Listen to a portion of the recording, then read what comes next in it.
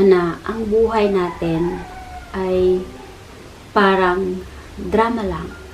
Sa personal na buhay natin, tayo mismo yung lead ng character natin sa buhay.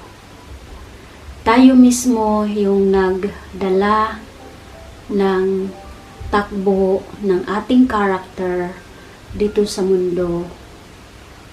Kaya bilang isang lead ng iyong character, responsibility mo ang iyong sarili. Responsibility mo na maging maganda o mabuti yung kahit natnan ng iyong character dito sa mundo. Yung chances natin na pagpunta dito sa mundo, pwede tayo maging light ng ibang tao, pwedeng matuto yung ibang tao sa atin.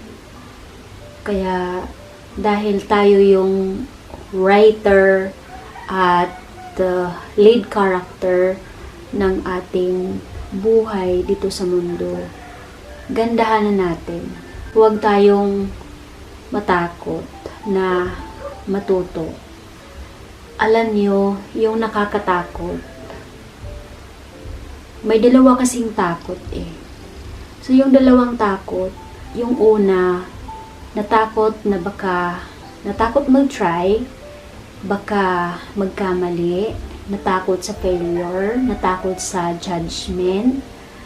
Kaya yung ibang mga judgmental dyan, before you judge people, just be sure yung pinapakawalan yung words na critic ay magiging maganda para doon sa mga tao na kinikritik nyo. Dapat yung mga bago kayo magsalita, you have to think kung yung sasabihin nyo ba ay beneficial doon sa tao na hinuhusgahan, dinajudge ninyo.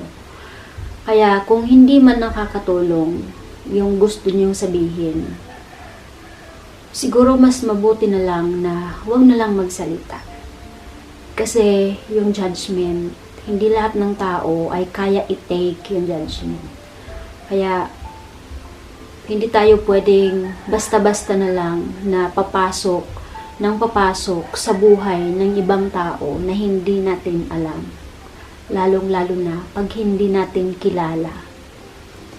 Kaya mahirap na basta-basta na lang papasok sa buhay ng iba na hindi natin alam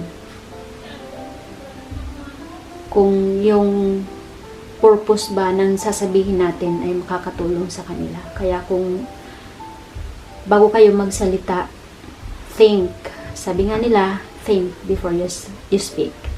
So yung pangalawa na mga natakot is natakot na naging comfortable na siya, natakot na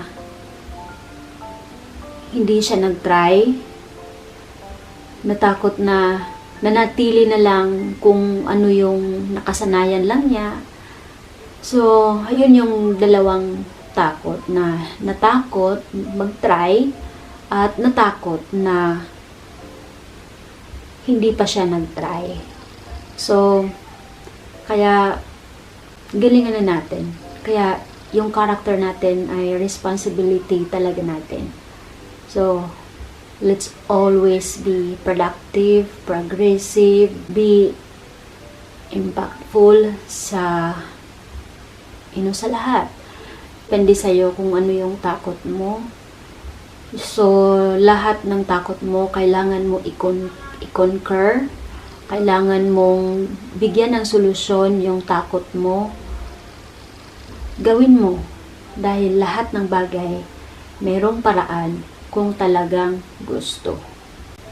Okay? Yan lang.